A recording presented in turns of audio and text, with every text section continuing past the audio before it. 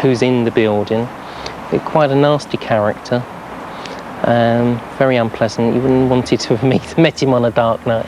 I lost all sensation in my legs. I felt my legs were going to collapse on me.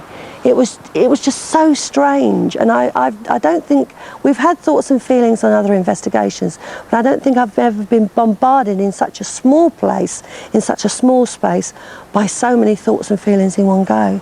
Realisation and fear. Among the souls the clairvoyants believed they sensed were two specific spirits. Paul believes that he sensed the presence of a jailer, and Marion believes she made contact with the spirit of a prisoner she calls Big Jim. It remains to be seen whether any historical record can be found of either of these characters. Now, when we see Maz and Paul actually walking around in Derby jail, they appear to be actually picking up on spirits of people who presumably were incarcerated there. I got the impression that often they were probably, as the last place they ever saw, they were taken off for execution from there. Now, again, the kind of, particularly in Mazzy's case, I think she clearly gets very emotional about the whole thing, and I'm not for 1 minute implying that that's in any way a kind of deliberate act or it's put on in any sense. I think, again, what we're seeing is that she's one of these people who very easily kind of enters into a kind of, essentially a fantasy that we know what would have happened there. I mean, I think all of us could have actually written an account of what we imagine life would probably be like, and it would be pretty damn grim. There'd be a lot of suffering there. And the fact that she's kind of coming up with names, the names are kind of names like Will and so on. I mean, it's pretty obvious that there will have been people in a jail like that with that kind of name. I mean, the details that are given are never so specific that you think, well, my God, where could that have come from? Our clairvoyants have walked around the building now. They've had their first look and their first glimpse at the old jail, and they've come up with some very interesting points. When I dowsed the building, I found energy in certain parts of the building, and the same parts that I found the energy by dowsing, the clairvoyants have picked up on as having an energy. So that's a good start. They've also noted that the passageway, the main passageway, was extended and tends to go through the walls at both ends of the building. We now know from the archive research that the building did go further in both directions, so they were quite right in their assumption that these walls have been put up since and didn't form part of the original. Let's leave the ghost detectives to it, and you and I will look into yet another mysterious ghost story. Fascinating though the old jail is, it's not always a good idea to dawdle for too long or to lose contact with your guide, unless you want the fright of your life. Not so long ago, two young ladies joined a tour of the prison. One of them, Kate Morgan, hung back from the group, and as her friend joined her, they both noticed what appeared to be a figure lurking behind some rose bushes. At first, they were merely intrigued. What could it be? Another visitor? Or was it something far more troubling? They could clearly see a dark figure staring back at them. At first they thought it might be a ghostly joke, laid on to scare visitors and give them the innocent thrill of the fairground ghost train. But this was no trick to be dismissed with a shriek of laughter. Terrified, Kate and her friend ran away, past the guide and out of the jail, never to return. Perhaps the ghost detectives and their array of high-tech equipment can shed some light on this unsettling and curious tale. Whatever the clairvoyants think they sensed, by the end of the second day, the cameras have not backed them up. Okay, so Paul and Marion decide to hold a seance in order to make contact with Derby Jail's dead. They are joined by a local psychic, Stuart Shrigley Whiteman.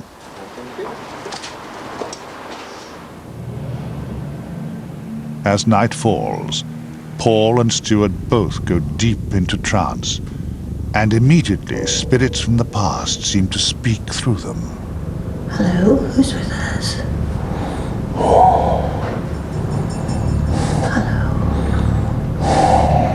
I'm Marion, here to help you.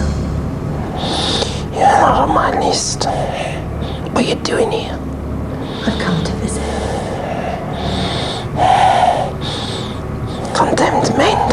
visits. What are you doing here? I'm a sister of mercy, I'm allowed. I'll keep my eye on you. What is your job here? My job? You want to know what my job is? I keep this scum locked up. What's your name, jailer? Jack.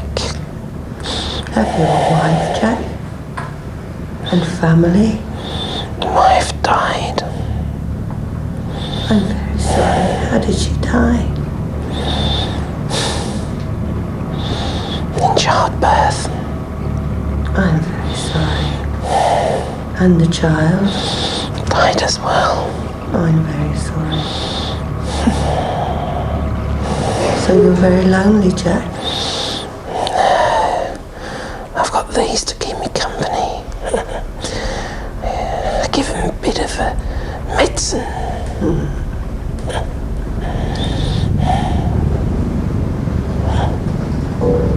And who from this side would like to talk to me? Don't cry. I'm here to help you. Don't belong here. No, I know you don't belong here. We'll help you find a way. What's your name? Mark. Don't be afraid. It is only your fear that holds you here. What did you do, Mark? What did you do? Stole a ring. You came to me before I came here, didn't you, Mark? I will show you the way, I promise. I will show you the way to the light. Who are you? My name is Marion. What you got for me? Only hope. I want food. I'm sorry, I have no food. What is your name? Peter. Hello, Peter. I'm very pleased to meet you. Can you not smell the rotting? I can smell. Pay no mind. Don't let it distress you. I was just trying to feed myself. I'm sorry. Peter, it is not like that now. Can you look to the light for me? Can you search for the love and the light?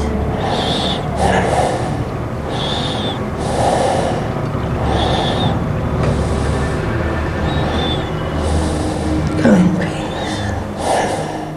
Almighty God, wise and The wonderful. clairvoyants really believed they made contact with the spirit of a jailer, as well as several other prisoners from Derby Jail's grim past.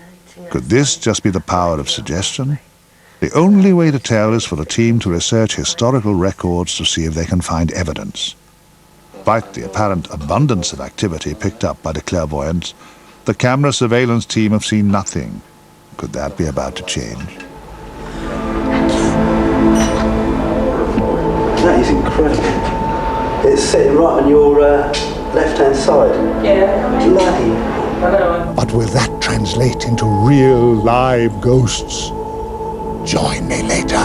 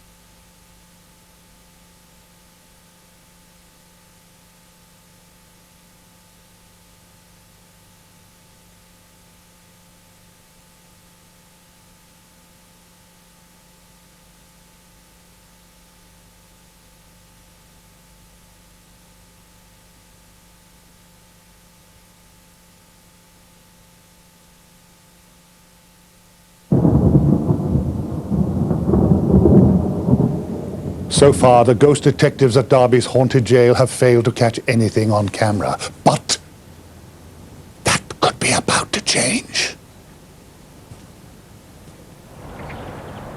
It is the morning of day 3, and in the control room all is still quiet. There's not a ghost in sight. Clairvoyant Paul Hanrahan goes back to an area of the jail where earlier he thought he had felt the presence of a jailer. He is accompanied by ghost detective Andy Matthews, who on previous investigations has successfully captured unexplained images on the team's digital stills camera. Suddenly, something unexpected happens. That is incredible. It's sitting right on your left-hand side. In the photograph that Andy has taken, there's a small circle of light that appears to be resting on Paul's arm. This phenomenon has occurred before in pictures taken with the digital camera. The ghost detectives call these unexplained discs orbs.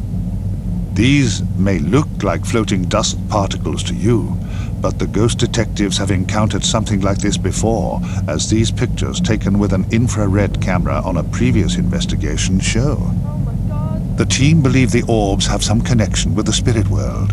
One theory is that they are souls that are trapped in the physical realm. In effect, they are ghosts, but the ghost detectives have no way to prove it. What's more, they cannot explain why the orbs are invisible to the naked eye and can only be seen on the infrared camera or the team's digital stills camera. Now, I mean, I'm not an expert on cameras or optics or anything like that, but it did strike me that one fairly obvious possibility is that we were always using the flash there and that we were maybe picking up on reflections of some kind. And I mean, again, this would account for a lot of the kind of reports that we were getting, that sometimes the orb was there, sometimes it wasn't, sometimes it was larger, sometimes it was smaller, sometimes it wasn't there at all, because it would depend on the specific conditions, and just a slight movement of the camera might mean that you got it on one image but then not on the next one that looks superficially very similar. So I would want to see explanations like that ruled out before I start resorting to some kind of explanation in terms of paranormal phenomena. And I suspect that someone who really knew about optics could take a look at those images and probably come up with some kind of perfectly plausible explanation. Up to now, orbs seem to have appeared at random. But if they can be photographed when a clairvoyant senses the presence of a spirit, then could there be some foundation to their theory? Tell you what, go around to the back and take a shot from the back going forwards. From you? Yeah. Yeah. Okay. My God, I'm right in the middle of your back. Yeah, I knew it was there, you see. I said to you, go around, do one on my back. It seems as if clairvoyant Paul Hanrahan has been able to sense where and when an orb is present. But is this mere chance? I mean, you can't get much better than that, can you? That's brilliant, isn't it? Much better than that. It's great. Let's have a look. Yeah, there it is. Yeah. Whatever. It's definitely one. All I do is I sat down there and I opened up my aura, expanded my aura so there's a nice big energy field for him. And I've said, will you please come to me? Okay, both times. You got one here, one on my back, and they do look different. Two different ones. Two different ones. It's quite interesting the way that, you know, intelligence was being inferred on the basis of their experiences there. Now, I would say it's been inferred on the basis of kind of fairly minimal evidence. I'd want to see a lot more than that to be convinced that there was some kind of intelligent communication. I mean, basically we had a situation where an invitation was being given for contact to be made, and then on a couple of occasions when that happened, there did seem to be something on the film. Now, what happens in these situations is that the interpretation is very context dependent. I get a batch of film back from Boots, and one or two of them have got little blobs on them. I probably wouldn't even notice it. But in this kind of context, then suddenly, evidence of the paranormal. This is Paul. The ghost detectives have been carrying out research to try and find out exactly what these so-called orbs might be. Their theory is that they may be connected to commonly reported bright lights seen during near-death experiences. This is something one of the local historians assisting the team has himself experienced. Dominic stood watching some of the orb photographs on the computer and just went white as a sheet. And I said to him, well, what's up? What's the matter? And he said, what is that? And I said, it's an orb. And he said, what's an orb? And I said, well, we believe it to be like a basic soul form. He said, that is so freaky. He said, that frightened me. And I said, why? And he said, well, I saw that in a near-death experience when I was 10 years old, exactly that. Near-death experiences are kind of in themselves kind of fascinating topic. Nobody denies that people often will have these kinds of experiences. The question is, how are you going to interpret it, or how are you going to make sense of it? And there's really kind of two basic approaches. On the one hand, there are those who believe that the near-death experience represents in some way the soul leaving the body, maybe an out-of-body experience, and there's various other components, but involves often going down a tunnel towards a bright light. So on the one hand, there are people who think that that is literally what is happening. On the other hand, there are people who argue this is probably a situation where the brain is in a very unusual situation, and you're trying to basically, your mind is trying to make sense of what's happening. Now, we in our research for some time have been talking about the association between near-death experiences and what these orbs might be, these basic soul forms that come at the point of death or that move on as a consciousness after death. And I think that's the first conclusive piece of proof from someone that's had an NDE, identifying the picture. It's a bit like an ID parade. That was him. This connection that people are trying to make between the orbs and the near-death experience anyway is a kind of fairly superficial one. It's basically saying that there's some kind of light involved in both cases. I mean, why should these lights that on other occasions we've been told might represent spirits and so on also be the light that's involved in a near-death experience? For me, that doesn't really add up at all, even on a kind of, even if I was a believer in the paranormal. But I think the most plausible explanation anyway for the near-death experience is in terms of the mind trying to make sense. It's the visions of a dying brain, essentially. That's really what we're seeing with the near-death experience. The ghost detectives believe that orbs are conscious entities which have free will. Paul not only believes that he can communicate with them, but he also thinks he knows who the orb is. What we've got to figure out is how we can communicate with them if they wish to communicate. So they're obviously very aware. But they're aware because I asked for the present that was here earlier to come back, and we've got that energy, the orb, with me, which means I was in communication with that orb earlier when I was doing my walkabout. So it knows you. So it knows me.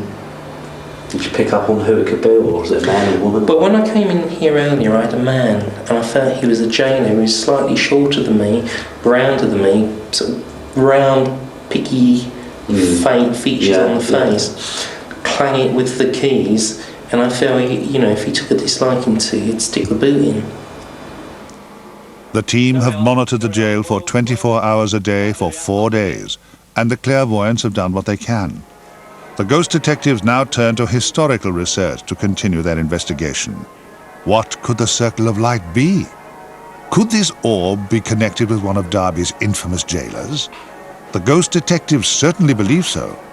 To find out more about Derby's true historical jailers, ghost researcher Susie Miller visits the local archive. Susie discovers that a man called Blythe Simpson was a jailer in Derby in the 18th century. He was a huge man with a bald head who wore a leather apron.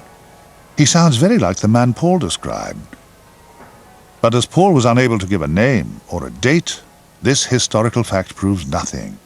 Unsurprisingly, however, jailers were notoriously cruel, as Dominic Whiston can verify. The office of the jailer was an appointment.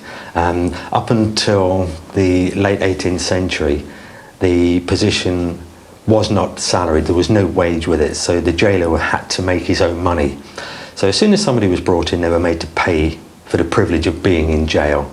The jailer was not really interested. He really didn't care what was happening. As long as he got his money at the end of the day, he did his job, that was fine. His main concern was to make sure that his occupants did not escape, that was considered a very serious offence. Whilst in the archives, Susie also discovers the story behind one of Derby Jail's most reported hauntings. The tragic tale of John and Benjamin Jones, A story that also involves Blythe Simpson, the notorious jailer. Let me tell you the story of the unfortunate Jones brothers. For many years, Derby Jail was a place not just of incarceration, but also execution. Most of the condemned would call for a priest, confess their sins, and be led silently to the gallows. Most, but not all. For the Jones brothers, John and Benjamin, there was to be no such acceptance of their fate. One bright August day in 1784, the two brothers appeared before the Beak at Derby Assizes convicted of burglary. They proclaimed their innocence, even as the judge donned the black cap and passed down a sentence of death. While John and Benjamin made their final journey from the court to the condemned cell, many onlookers believed them to be innocent, but it was too late.